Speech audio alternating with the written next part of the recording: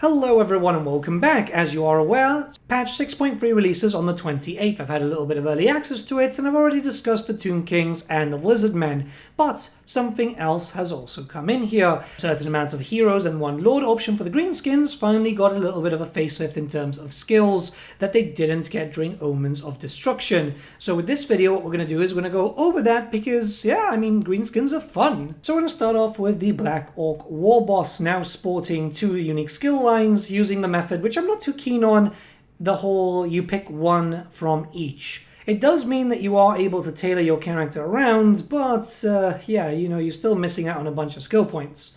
So you can focus on the top line, which is going to be focused around getting heroic killing blow, getting some cooldowns to your abilities, or just making them a perfect agent. But I don't think anyone uses the Black Orc War Boss as an agent. They're just much better in combat than anything else. Whereas the second line focuses around the character itself, so you can give it some defensive opportunity, just make it better against missile block, bonus versus infantry, or bonus versus large. This is pretty cool. It allows you to tailor him pretty well. My only, bugbear about this is that you don't have, weapon options. It should be for everything. You never know for the future. Either way, you've got anti-large, you've got quite a lot there. To be honest, Black Orc Big Bosses are very, very strong in general, so this is just adding a little bit extra oomph for where you need it. PS Creative Assembly, if you're listening, fight with Games Workshop. Black Orc Big Bosses on chariots. We can do it on the tabletop. We should be able to do it here. Next is the Goblin Big Boss, and I think this one's probably the best one. So again, two lines once again. You can get it sundering attacks, you can just make it really, really fast, giving it devastating flanker, or you can decide just to kind of have it there for a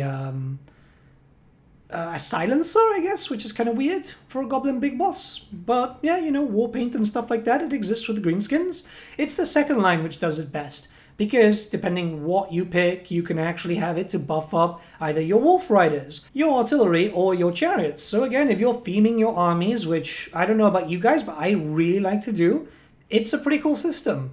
This also means that you can just kind of have those tabletop loadouts that you've been building out before, or just endlessly spending on any of the army builder websites just to kind of see how silly and how much it would cost. It's a pretty good upgrade for the Big Boss. I'm actually pretty damn keen. The Giant River Troll Hag has gotten a full new line, which is very nice to see. So we've got there just being able to get more Swamp Breaths, which again, not too bad at the end of the day. It's one of those cool little breath attacks. You've got extra healing capacity for the character, as they can be a little squishy and you are dealing with a decent amount of fire attacks from different enemies. You do also have access to just being able to get immune to contact effects, which is something that large should really not have anyway. It reminds me, I need to paint up my second one. I've got one waiting for a while. You've got Terror, which they should naturally have in all honesty, and then some spell intensity for Doom and Darkness and Soul Blight, which isn't great, but the first few skills are perfectly fine.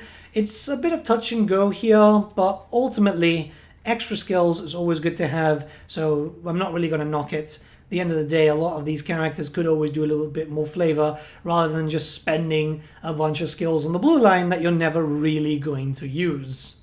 Okay, I'm going to take it back. The Night Goblin War Boss probably got the best, because now you've got the two lines there, and it's going to be really, really good if you like playing Skarsnik and like doing Night Goblin themes, because I think there's a lot of good stuff here. So you got armor piercing damage, making it stronger. You can give it frenzy and fear, which I guess, you know, you shouldn't laugh at, but it's still pretty weird for a goblin to have fear, right? I think the best thing there, though, is that you've got population surplus +1 for newly captured settlements. So again, for Skarsnik, you're going to be moving around really, really heavily and just conquering without any problem whatsoever. I think that works out really, really well. You've also got Guardian for Lord and Heroes, extra ward save. They're going to be very decent for characters, which is really surprising, I'm not going to lie.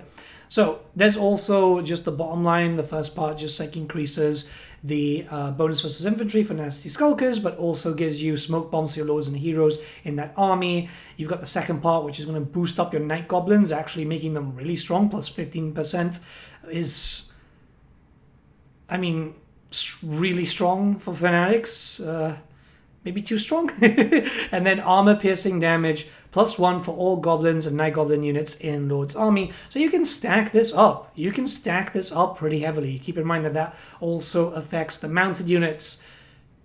I'm tempted to have a Skarsnik campaign soon, actually, I'm not going to lie. That's the changes coming for the Greenskins. Let me know your thoughts in the comments below. It's a smaller video, but I was really kind of hyped up because I like Greenskins, and to be fair, I felt that they kind of got the short end of the stick there when it came to omens. But hey, you know, better late than never. I'll be live on twitch.tv/thegreatbookofgrudges. Pop by, say hi, and we'll talk about patch 6.3. Until then, have a great day, guys, and I'll see you all again very, very soon.